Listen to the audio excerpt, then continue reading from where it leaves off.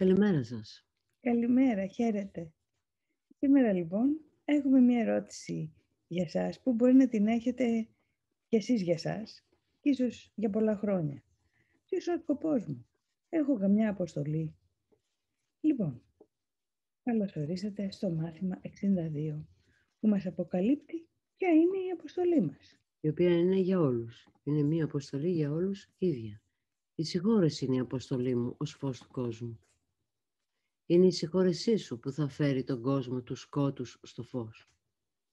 Είναι η συγχώρεσή σου που σε αφήνει να αναγνωρίσεις το φως με το οποίο βλέπεις. Να συγχωρείς είναι η απόδειξη ότι είσαι το φως του κόσμου. Μέσα από τη συγχώρεση η αλήθεια για τον εαυτό σου επιστρέφει στη μνήμη σου. Επομένως η σωτηρία σου έγκυται στο να συγχωρείς. Οι ψευδαισθήσεις για τον εαυτό σου και τον κόσμο είναι ένα. Αυτός είναι ο λόγος που όλη η συγχώρεση είναι ένα δώρο στον εαυτό σου. Προφανώς γιατί η συγχώρεση με απαλλάσσει από τις ψευδαισθήσεις και για τον κόσμο και για μένα. Λοιπόν, μέσα σε αυτή την πρώτη παράγραφο μου λέει κάτι πολύ σημαντικό. Μου λέει για την αλήθεια που αφορά τον εαυτό μου. Ποια είναι λοιπόν η αλήθεια για τον εαυτό μου που θα θυμηθώ συγχωρώντας? Τι εννοεί, Μαρία?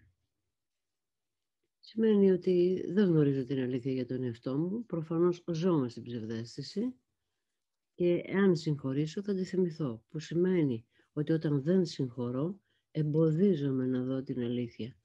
Για μένα καταρχάς και για τον κόσμο μετά. Δηλαδή, αν δεν συγχωρώ, ξεχνάω ποια είμαι. Επειδή νιώθω ευάλωτη. Νιώθω θύμα. Και δεν θέλω να παραιτηθώ από το ρόλο μου. Ανεπαρκής. Αλλά μου λέει ότι μπορεί να μην είναι και έτσι τα πράγματα, Εάν συγχωρέσω, ναι. Βέβαια η συγχώρεση σημαίνει ότι έχει προηγηθεί επίθεση. Αλλά πού έχει προηγηθεί αυτή η επίθεση, σε ποιο επίπεδο άραγε? Προφανώς στον εαυτό μου, στην αλήθεια. Στο νου μου λοιπόν, Λέει λοιπόν στη συνέχεια. Έχοντας επιτεθεί στη δημιουργία και στο δημιουργό της και έχοντας έτσι απαρνηθεί την ταυτότητά σου, ο στόχος σου τώρα είναι να ανακαλύψεις ποιος είσαι. Ήρθε η ώρα να μάθουμε ποιοι είμαστε. Τώρα μαθαίνεις πώς να θυμάσαι την αλήθεια.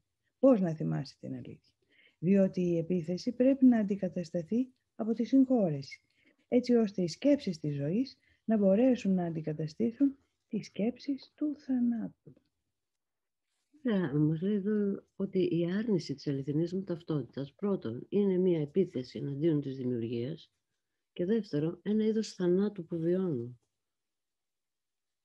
Υπαρξιακού θανάτου. Μου λέει όμως κάτι που εγώ δεν το θυμάμαι. Δηλαδή εδώ ίσως φίλες και φίλοι να εγερθεί μέσα στο νου σας ένα ερώτημα. Πώς και πότε επιτέθηκα στο δημιουργό και στη δημιουργία του? Στην πραγματικότητα ποτέ. Νομίζω ότι έχω επιτεθεί. Αλλά νομίζω ότι έχω επιτεθεί. Όλες αυτές οι ιστορίες οι οποίες είναι μέσα στην παράδοση πολλών λαών και στη χριστιανική, για την πτώση των πρωτοπλάστων, για ένα σφάλμα που έχει συμβεί, ακόμα και στον ελληνικό μύθο του έρωτα και της ψυχής, για επίσης ένα σφάλμα της ψυχής. Είναι μια αντίχηση από ένα αρχικό σφάλμα. Την πεποίθηση ότι μπορέσαμε να διαχωριστούμε από την αρχική ενότητα της αγάπης. Και διαχωριστήκαμε από την αρχική ενότητα και εξακολουθούμε να είμαστε διαχωρισμένοι και δεν υπάρχει και τρόπος να επιστρέψουμε πίσω. Άρα είμαστε καταδικασμένοι. Αμαρτωλοί, καταδικασμένοι και καταραμένοι. Και βεβαίως βιώνουμε μέσα στην καθημερινότητα την επιθετικότητα και την έλλειψη αγάπης. Δηλαδή, όχι μόνο το διαπράξαμε τότε, αλλά κάθε στιγμή μέσα στο νου μας έχουμε επιθετικές σκέψεις. Και για τους άλλους και για τον εαυτό μας. Αυτό όλο λοιπόν, μας λένε τα μαθήματα θαυμάτων, το βιώνετε μεν, δεν είναι αλήθεια δε. Δεν είναι αλήθεια στην πραγματικότητα του Θεού. Γιατί η πραγματικότητα του Θεού παραμένει πάντα αδιατάρακτη. Είστε ένα μαζί του στην καρδιά του. Τώρα βέβαια βλέπουμε όνειρα. Ονειρευόμαστε. Ναι. Ας δούμε λοιπόν, τι μας εξηγεί παρακάτω. Να θυμάσαι, μας λέει, μιλώντας για την επιθετικότητα, ότι κάθε φορά που επιτίθεσαι επικαλείσαι τη δική σου αδυναμία, ενώ κάθε φορά που συγχωρείς επικαλείσαι τη δύναμη του Χριστού μέσα σου. Πράγμα που σημαίνει ότι αυτή είναι η πραγματική μας κατάσταση, έτσι Μαρία? Ακριβώς. Η δύναμη του Χριστού μέσα μας. Δηλαδή η ίδια η Χριστότητα. Μας λέει εδώ, υπονοεί ότι είμαστε ο Χριστός. Και αυτή είναι η δύναμή μας στην πραγματικότητα, την οποία επαναφέρουμε στη μνήμη μας μέσα από τη συγχώρεση. Δεν έχεις αρχίσει λοιπόν να καταλαβαίνεις τι θα κάνει η συγχώρεση για σένα? Θα αφαιρέσει όλη την αίσθηση αδυναμίας, υπερέντασης και κόπωσης από το νου σου. Θα απομακρύνει όλο το φόβο, την ενοχή και τον πόνο. Θα αποκαταστήσει την τέλεια ασφάλεια και δύναμη που ο Θεός έδωσε στον Υιό Του στην επίγνωσή σου. Υπάρχει κάτι που μπορούμε εδώ να προσθέσουμε για να γίνει ακόμα πιο κατανοητό και να εγκυροβολήσει μέσα μας. Στο δεύτερο μέρος των ασκήσεων μας λέει τι είναι η συγχώρεση. Και εκεί μας λέει ότι μια σκέψη μη συγχώρεσης είναι μια σκέψη που κάνει μια κρίση χωρίς να την αμφισβητεί, παρόλο που δεν είναι αληθινή. Αυτή η σκέψη προφυλάσσει την προβολή, σφίγγοντας τις αλυσίδες της έτσι ώστε οι διαστρεβλώσεις να είναι πιο καλυμμένες και πιο κρυφές. Μας λέει ότι μια σκέψη μη συγχώρεσης παρεμποδίζει τον αναζητητή για την πορεία που έχει διαλέξει και η διαστρέβλωση είναι ο σκοπός της.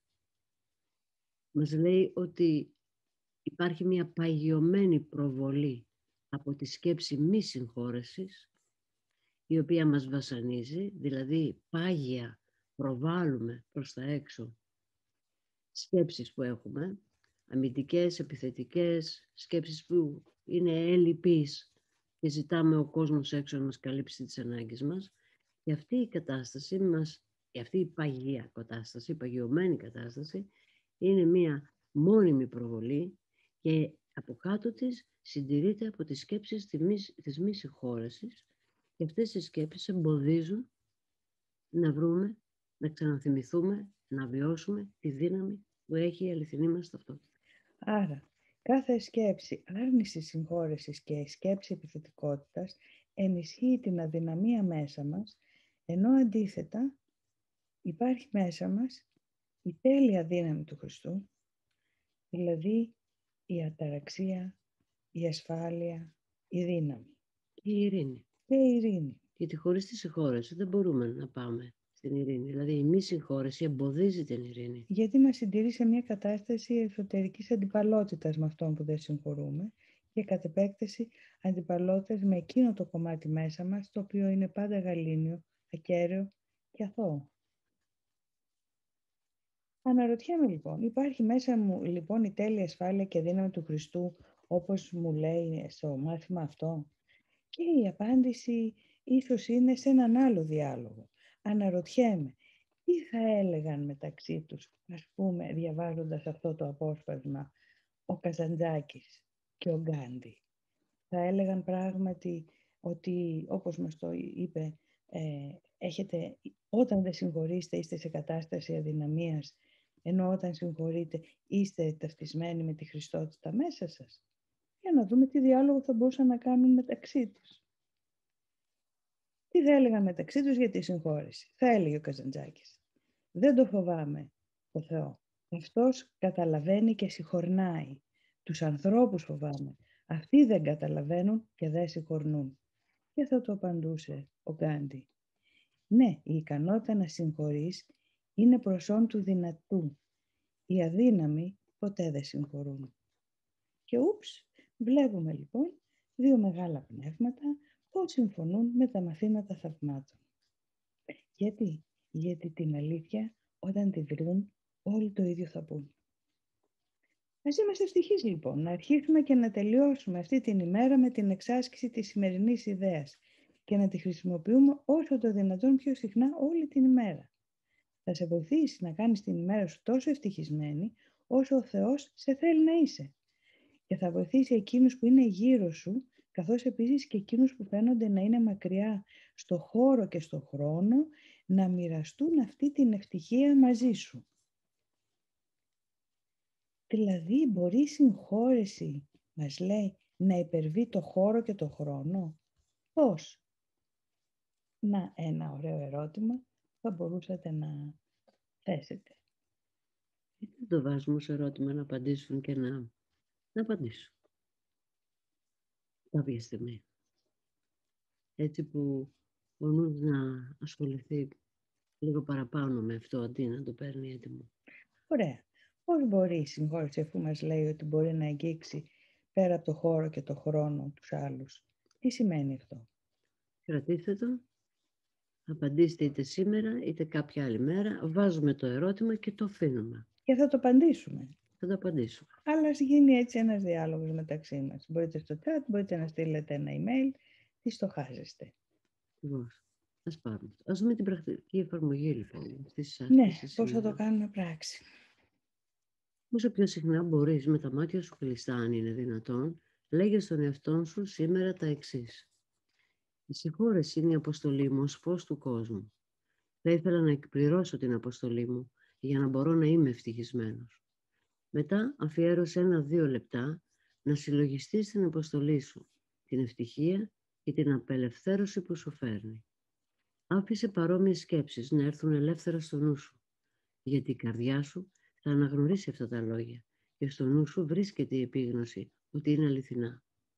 Αν τυχόν αφαιρεθείς, επανάλαβε την ιδέα και πρόσθεσε «Θα ήθελα να το θυμάμαι αυτό, επειδή θέλω να είμαι ευτυχισμένος».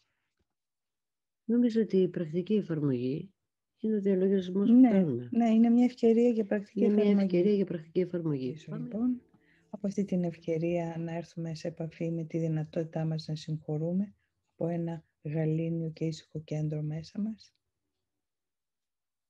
Ας θυμόμαστε λοιπόν την αποστολή μας σήμερα. Ως φως του κόσμου η αποστολή μου είναι να συγχωρώ. Αξιοποιήστε κάθε ευκαιρία, κάθε στιγμή που σας έρχεται μια επιθετική σκέψη, μετατρέψτε τη σε ευκαιρία για συγχώρεση, έτσι ώστε να αρχίσει σιγά σιγά ο νους να θυμάται τη δύναμη που έχει μέσα του. Να είστε καλά. Χαίρετε. Καλημέρα σας.